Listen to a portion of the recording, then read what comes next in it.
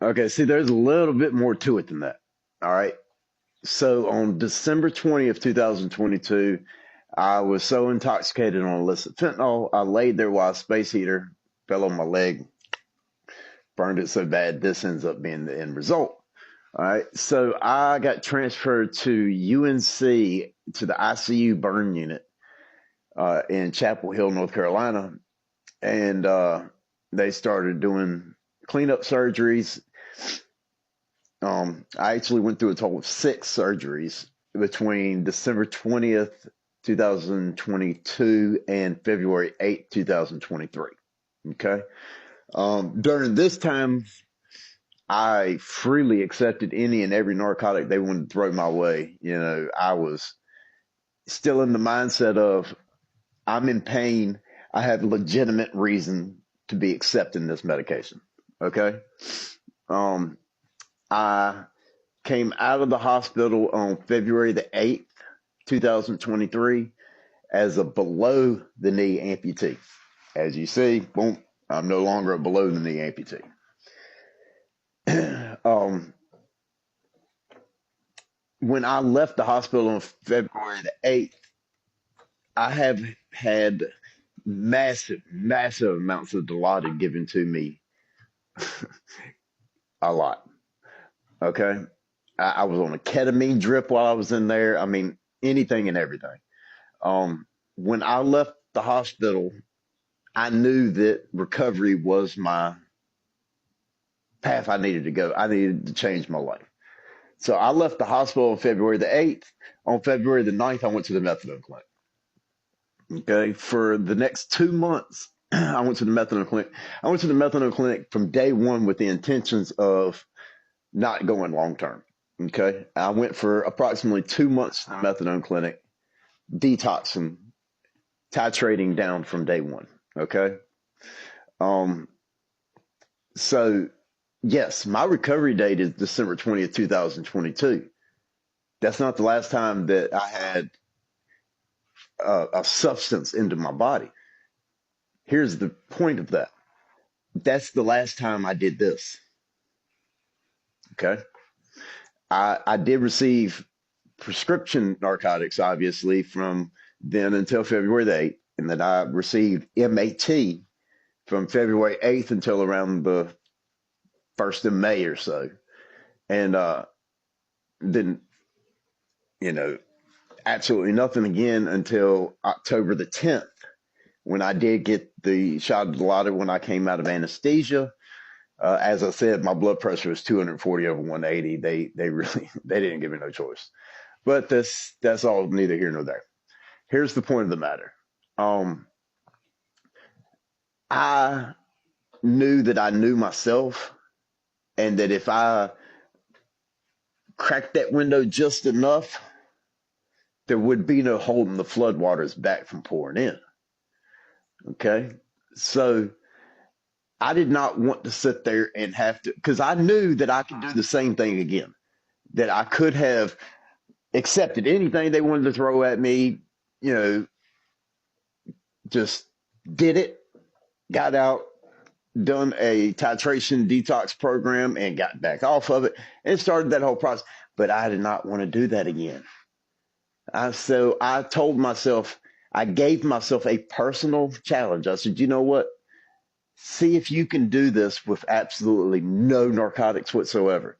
Because if you can do this with in that way, then there's absolutely nothing in the world that life could ever throw at you to make you question your sobriety again. Okay.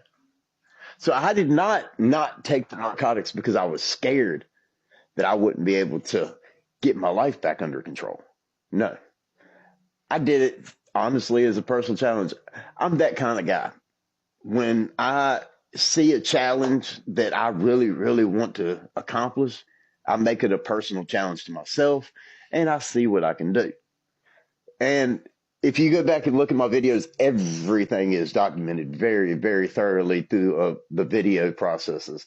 October the 10th, when I was in the room before surgery, and then 20 hours later, when I was already in the car on the way home, the all that right there is on there. I documented everything simply because I knew that people were going to question, did you really do all that? Yes, I absolutely did. And I'm I'm not a prideful man by far, but I am proud of what was able to be accomplished. And then you look on there and you'll see approximately 3 days later, I made a video sitting there laying out the fact that I initially felt like I had been defeated, like I lost my challenge that I'd given myself because of the fact that I did accept the shot of Dilaudid when I came out of anesthesia. They wanted to give me a 4 milligram shot of Dilaudid when I initially came out of surgery. I tried to fight them. They said, you're going to die if we don't give it to you. I told them, no, I will die if you do give it to me. We finally settled on a 0.5 milligram shot of Dilaudid. It worked. It brought my blood pressure down to a more steady level. The risk of seizure, of stroke and everything went away. So, they allowed me to go to post-op. I was discharged from the hospital with a prescription for 5 oxycodone 5s as a oh shit just in case script. Here it is 6 months later, and I still got 2 of them in the cabinet in there. So yeah, I did take 3 of them, but I needed them. And this is why I felt like I failed my personal challenge, because I did need them. And I could not, I could not. But daggone it, I had my leg cut off. So once I come to that realization that, you know what? Nobody told me I couldn't take them. I told myself I couldn't take them. And I needed them. I didn't sleep for 3 weeks. Um, I left the hospital with a catheterized nerve block. I had I had two catheterized nerve blocks, one in my sciatic nerve and one in my I can't remember. It's one nerve here on the front, and one nerve here on the back. And there's actually a video on here where I removed my own catheterized nerve blocks myself when it was time for them to come out. Um, I purposefully made sure I kept a blog of every step along the way, because I know that sometime at some point somebody's going to question and try to challenge that I did not accomplish everything that was accomplished. All I can tell you is roll back to October the 10th, 2023's video. You'll see me in the pre-op room, and you can go from there and watch that entire process. Everybody that's been with me for a while walked with me through it. The reason why I didn't even get into the reason why I had to have the surgery on October the 10th. As I said, I was a below the knee amputee. Now I'm above the knee amputee because you have 2 main bones in the lower section of your leg, your fibula and your tibula. My fibula bone actually became exposed and was sticking out of the end of my stump.